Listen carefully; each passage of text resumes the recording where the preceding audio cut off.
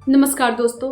मुख्यमंत्री योगी आदित्यनाथ ने मंगलवार को लखनऊ के चारबाग में पंडित दीनदयाल स्मृतिका पर आयोजित कार्यक्रम में पंडित दीनदयाल उपाध्याय को श्रद्धा सुमन अर्पित किए। इस दौरान उन्होंने समाजवादी पार्टी के राष्ट्रीय अध्यक्ष अखिलेश यादव का नाम लिए बिना महाकुंभ पर सवाल उठाने वालों पर जमकर निशाना साधा। उन्होंने कहा कि कुछ लोग जो हमेशा नकारात्मकता फैलाते हैं, वे सनातन संस्कृति और परंपराओं के खिलाफ दुष्प्रचार कर रहे हैं। ये वही लोग हैं जिन्होंने हमेशा वीआईपी कल्चर में ही जीवन जिया है और जनता की आस्था को ठेस पहुंचाने का काम कर रहे हैं। मुख्यमंत्री ने महाकुंभ की भव्यता पर जोर देते हुए बताया कि पिछले 29 दिनों में 45 करोड़ श्रद्धालु संगम में आस्था की डुबकी लगा चुके हैं। उन्होंने कहा कि महाकुंभ केवल एक धार्मिक आयोजन नहीं, बल्कि भारत की आध्यात्मिक और सांस्कृतिक एकता का प्रतीक है। सीएम योगी ने यह भी कहा कि महाकुंभ को लेकर नकारात्मक माहौल बनाने वाले लोग वही हैं जिन्होंने सनातन धर्म और हिंदू परंपराओं के खिलाफ दुष्प्रचार करने का अभियान चला रखा है। उन्होंने पंडित दीनदयाल उपाध्याय के विचारों का उल्लेख करते हुए कहा कि उनकी सोच अंत्योदय की थी, यानी समाज के अंतिम व्यक्ति तक विकास की रोशनी पहुंचाना। स्वतंत्र भारत में सरकारों ने इस विजन पर सही तरीके से काम नहीं किया, लेकिन प्रधानमंत्री नरेंद्र मोदी ने बीते 11 वर्षों में सबका साथ सबका विकास के नारे को साकार करने का काम किया है। सीएम योगी ने कहा कि पहले की सरकारों की योजनाएं केवल एक तबके को लाभ पहुंचाने तक सीमित थी, लेकिन आज केंद्र और राज्य सरकार सबके विकास की दिशा में काम कर रही है। उन्होंने बताया कि 4 करोड़ लोगों को मुफ्त मकान मिले, 12 करोड़ परिवारों को शौचालय की सुविधा दी गई, 10 करोड़ लोगों की उज्ज्वला योजना का लाभ मिला, 50 करोड़ लोगों को आयुष्मान भारत योजना का कार्ड दिया गया और 80 करोड़ लोगों को विपत्ति के समय मुफ्त राशन दिया गया। इसके बावजूद कुछ लोग नकारात्मक विचार फैला रहे हैं और जनता को गुमराह करने की कोशिश कर रहे हैं। उन्होंने कहा कि देश की जनता अब सच्चाई जान चुकी है और वह नकारात्मकता फैलाने वालों को सही जवाब देगी। मुख्यमंत्री योगी ने पंडित दीनदयाल उपाध्याय के विचारों को आगे बढ़ाने और गरीबों वंचितों के उत्थान की दिशा में काम करने की प्रतिबद्धता दोहराई। जनता पार्टी के समाज सभी पदाधिकारीगण और उपस्थित बहनों और भाइयों, आज भारत माता के महान सपूत एकात्म मानववाद के प्रणेता पंडित दीनदयाल उपाध्याय जी की पावन पुण्यतिथि है। पूरा देश उनका स्मरण कर रहा है। जो विचार दर्शन देश की आजादी के उपरांत स्वतंत्र भारत को पंडित दीनदयाल उपाध्याय जी ने दिया, वह नए भारत की आधारशिला बनी है। पंडित दीनदयाल उपाध्याय जी का जो कहना था वह कि देश की प्रगति का मापक ऊंचे पायदान पर खड़े व्यक्ति से नहीं, बल्कि सबसे निचले पायदान पर जो व्यक्ति पड़ा है उसके चेहरे की खुशहाली से की जानी चाहिए। उनकी सोच अंत्योदय की सोच थी। अंतिम पायदान पर खड़े हुए व्यक्ति के बारे में हमारी सोच क्या है, उस सोच को प्रदर्शित करने के लिए ही उन्होंने देश के स्वतंत्र भारत में एक नए जीवन दर्शन को, विचार प्रवाह को उन्होंने उस समय दिया था। और परिणाम क्या हुआ? भले ही उस समय की सरकारों ने उसकी उपेक्षा की हो, लेकिन आज आप देख रहे होंगे कि उस समय की वे सरकारें गरीबी हटाओ के बड़े बड़े नारे देती थी, लेकिन गरीबी तो नहीं हट पाई। देश में गरीबों की संख्या बढ़ती गई। आज आप देख रहे होंगे पिछले 11 वर्ष के अंदर प्रधानमंत्री मोदी जी के नेतृत्व में मोदी जी ने 2014 में जो बातें देश के नागरिकों से कही, उनसे जब पूछा गया कि वास्तव में भारत के विकास का रोड मैप आपके पास क्या है, उन्होंने एक शब्द में उसको कहा था, एक वाक्य में कहा था कि सबका साथ और सबका विकास का। इस सबका साथ जिसमें जाति, मत, मजहब, क्षेत्र, भाषा के आधार पर किसी के साथ भेदभाव नहीं है। देश के अंदर अमीरी और गरीबी की रेखा को समाप्त करते हुए सबको हम एक साथ लेकर के चलेंगे, इस भाव को लेकर के उन्होंने एक नारा दिया। और ये सबका साथ और सबके विकास का भाव ही अंत्योदय का भाव है। अक्सर होता है, इससे पहले आजाद भारत में जो नीतियां बनी, उसने एक बहुत छोटे से तबके को समृद्धि की एक नई ऊंचाई पहुंचाने में मदद भले की हो, लेकिन एक विराट विशाल तबका ऐसा था जो अभावों से जूझ रहा था, बुनियादी सुविधाओं से जूझ रहा था, आवश्यक जन सुविधाओं के अभाव में भटक रहा था। इसके लिए पंडित दीनदयाल उपाध्याय जी ने अनेक उदाहरण दिए। उन्होंने आदि शंकर का भी एक उल्लेख किया कि एक बार आदि शंकर एक घर में भिक्षाटन करने के लिए जाते हैं। वे जैसे ही भिक्षाटन के लिए आवाज लगाते हैं तो उन्होंने देखा कि शंकर की तब तक बहुत ख्याति हो चुकी थी।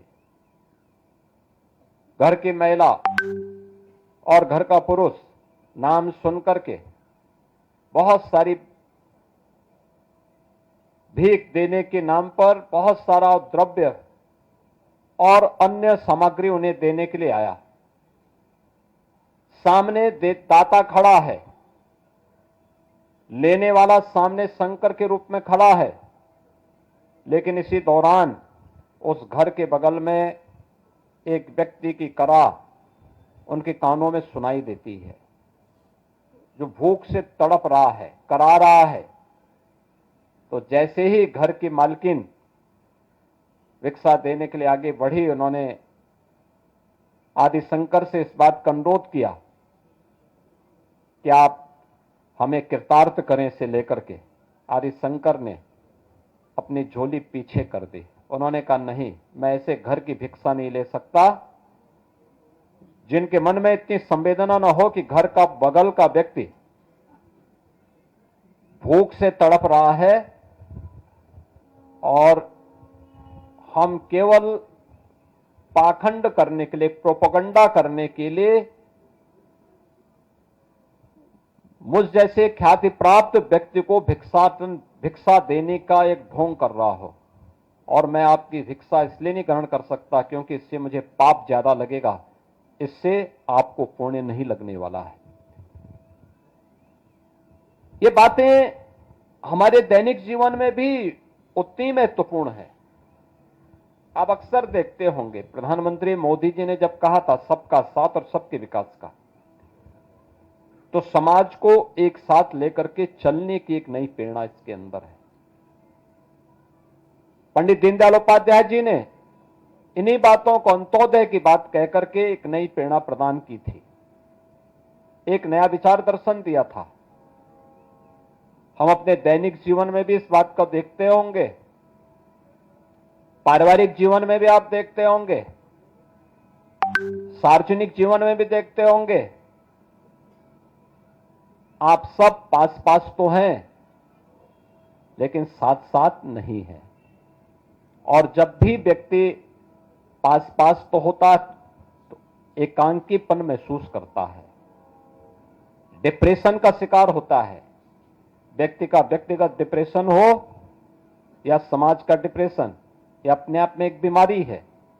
इस बीमारी से उबरने का एक ही मंत्र है, और जिसे मोदी जी ने बहुत स्पष्ट शब्दों में कहा था, सबका साथ और सबका विकास का। ये सबका साथ सबका विकास पंडित दीनदयाल उपाध्याय जी का मंत्र है। और आज उस मंत्र का ही कमाल है कि देश के अंदर 4 करोड़ गरीबों के मकान बन गए। ये मकान पहले और दूसरे पंचवर्षीय योजना के अंतर्गत बन जाने चाहिए थे। मोदी जी ने मात्र 2 पंचवर्षीय योजना में 4 करोड़ लोगों के मकान बना दिए, 3 करोड़ नए लोगों के लिए मकान स्वीकृत कर लिए, 12 करोड़ गरीबों के घर में शौचालय बन गए, 10 करोड़ गरीबों को रसोई गैस के कनेक्शन मिल गए, 50 करोड़ लोगों को आयुष्मान भारत के अंदर 5 लाख रुपए प्रतिवर्ष स्वास्थ्य बीमा का कवर मिल गया, 80 करोड़ लोगों को फ्री में राशन की सुविधा का लाभ उनकी विपत्ति के समय उपलब्ध कराया गया, करोड़ों लोगों के घर में बिजली के कनेक्शन पहुंच गए,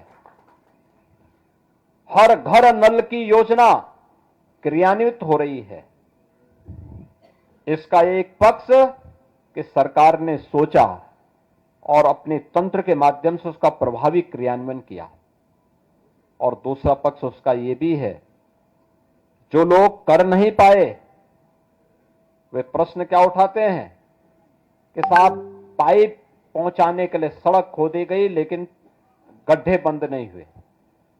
भाई पाइप खोदने के लिए, पाइप पड़ने के लिए सड़क तो खोदेगी ही खोदेगी, और याद करना कोई भी नया निर्माण बिना तोड़ फोड़ के नहीं होता है। जब टूट फूट होगी फिर उसका निर्माण होगा, तब नया निर्माण आपके सामने फिर आएगा। और वही नकारात्मकता जो आप देख रहे होंगे, जो लोग कर नहीं पाए, आज वे महाकुंभ के बारे में वही दुष्प्रचार करते हैं, कहते हैं साहब वीआईपी दर्शन हो रहे हैं। वीआईपी दर्शन क्या हो रहे हैं? कुंभ में तो हर व्यक्ति आएगा, वहां तो किसी के साथ कोई भेदभाव नहीं है, न जाति का भेद है, न पंथ का भेद है, न क्षेत्र का भेद है, न भाषा का भेद है, पूरा देश आ रहा है। और 29 दिन में 45 करोड़ श्रद्धालु अब तक वहां स्नान कर चुका है। आप मुझे बताओ, भारत और चीन के बाद किसी देश के पास 45 करोड़ की आबादी निवास करती है क्या? और एक अस्थायी शहर में 45 करोड़ श्रद्धालु आकर के डुबकी लगा करके चला जाए तो इससे बड़ी बात और क्या हो सकती है। लेकिन जिनको नकारात्मकता फैलानी है, और नकारात्मकता फैलाने वाले कौन लोग हैं? ये नकारात्मकता फैलाने वाले वही लोग हैं जिन्होंने जीवन भर बीबीआईपी ट्रीटमेंट लिया है, सरकार की बीबीआईपी सुविधाओं का उपभोग किया है, और किया ही नहीं, आने वाली पीढ़ी के लिए भी एक रास्ता खोलने का प्रयास किया था उन्होंने कि वे तो ले ही ले, लेकिन उनकी आने वाली पीढ़ी भी इस सुविधा का उपभोग करे जैसे देश उनका बपोती हो। ये वही लोग हैं जो नकारात्मक पैदा करके भारत और सनातन धर्म के विरोध में अपने आप को सदैव उसके खिलाफ दुष्प्रचार करने में मशगूल रहते हैं। ये वही लोग हैं जो इस प्रकार का दुष्प्रचार कर रहे हैं। 4 करोड़ परिवारों को मकान मिल गए, उनके सिर ढकने के लिए एक आवास मिला, पहली बार मिला। कहते साहब अभी इतने लोग बाकी हैं। अरे हमने 4 करोड़ दे दिए हैं, बाकी जो बचेंगे 3 करोड़ उन लोगों के लिए मकान स्वीकृत कर लिए गए हैं, वह भी बहुत जल्दी बनने वाला है। और इसीलिए आज के इस परिप्रेक्ष्य में पंडित दीनदयाल उपाध्याय जी की प्रासंगिकता, उनके विचार दर्शन की प्रासंगिकता उतनी ही महत्वपूर्ण है, जिन्होंने हमें इस बात के लिए प्रेरित किया था कि नहीं, हमें पास पास भी रहना है और साथ साथ भी चलना है। और ये पास पास और साथ साथ चलने की जो प्रवृत्ति है, यही वास्तव में अंत्योदय की एक नई प्रवृत्ति है, उसकी परिणति है, और वही समाज में खुशहाली का मार्ग और समृद्धि का मार्ग प्रशस्त कर पाएगा।